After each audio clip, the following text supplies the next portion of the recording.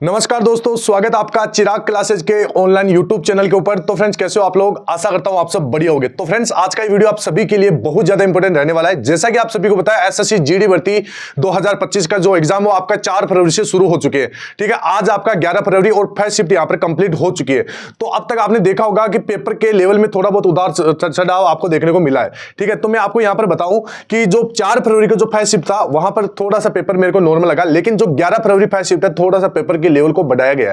ठीक है, तो इस वजह से बहुत सारे कैंडिडेट क्या कर रहे हैं, क्वेश्चन को छोड़कर आ रहे हैं। ठीक है, 80 में से लगभग 50 करे, कोई 55 कर रहा है। ठीक है, तो क्वेश्चन छोड़कर आ रहा है। तो आज के इस वीडियो के अंदर मैं आपको बताने वाला हूं, क्या तुक्का लगाए या ना लगाए, या तुक्का लगाना यानी आप क्वेश्चन गेस करे या ना करे। ठीक है, तो वो सारा कुछ इस वीडियो के अंदर मैं आपको बताने वाला हूं। तो इस वीडियो को पूरा देखिए, ध्यान से देखिए।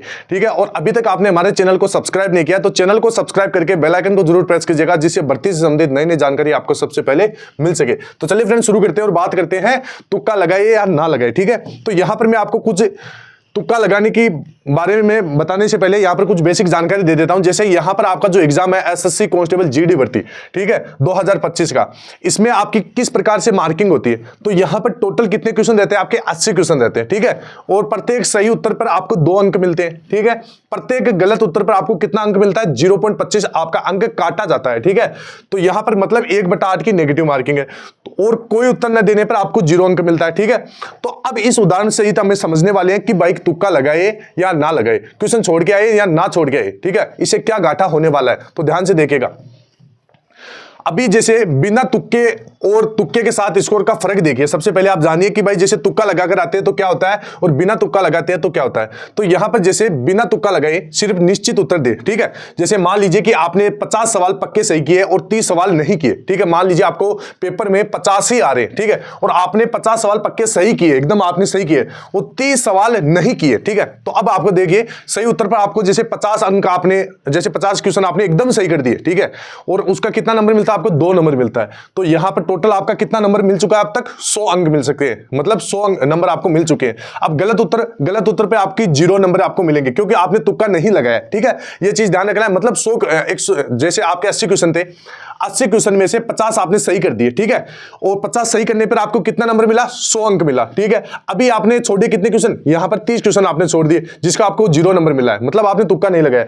अभी दूसरा केस देखिए। ठीक है, तुक्का लगाकर आना है या नहीं आना है। जैसे आपको तुक्का लगाकर जाइए आप, तो सभी सवालों के उत्तर देना है। सबसे पहले मान लीजिए कि आपने 50 सवाल पक्के सही किए और बाकी 30 सवालों के ऊपर आपने तुक्के से भर दिए। ठीक है, कुछ भी आपने अपने हिसाब से लगा दिया कि भाई ये इसमें सही हो सकता है।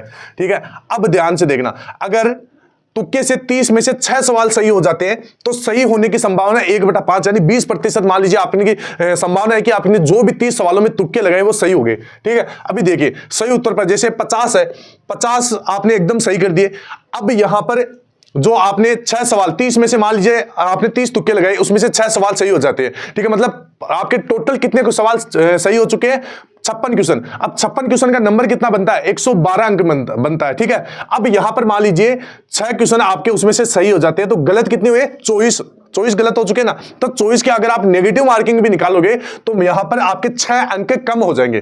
ठीक है, मतलब 112 है तो 112 में से 6 अंक आपके कम हो जाएंगे, तो कितने बन गए? 106 नंबर बन गए। ठीक है, अब यहां पर आप देख सकते हैं यहां तुक्का लगाने से फायदा हुआ, क्योंकि स्कोर 100 से बढ़कर 106 हो गया। ठीक है, यहां पर पहले बिना तुक्का लगाया आपका स्कोर कितना बन रहा था? 100 बन रहा था। ठीक है, अभी आपने जैसे 30 सवालों में तुक्का लगाया, मैंने तो बहुत कम यानी 20% की आपकी एक्यूरेसी रखी है कि मान लीजिए भाई जैसे 30 में से आपके केवल 6 ही क्वेश्चन सही हुए।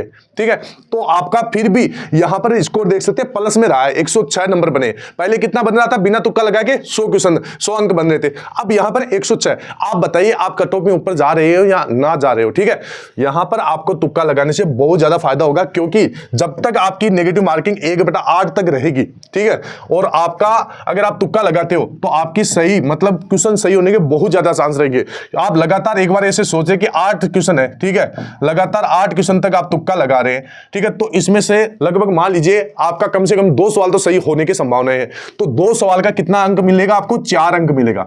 ठीक है, और बाकी कितने यहां पर गलत होते हैं? तो 6 क्वेश्चन गलत होते हैं। तो मान लीजिए यहां पर 8 का कितना अंक कटता है आपका? 8 का 2 अंक कटता है। ठीक है, तो 4 का कितना कटेगा? 4 का कटेगा आपका 1 अंक। तो आप मान लीजिए 1, 1.5 या 2 अंक मान लीजिए। ठीक है, 1.5 नंबर मान लीजिए कि भाई 1.5 नंबर करता है आपका, फिर भी आपके नंबर यहां पर प्लस में रहते हैं।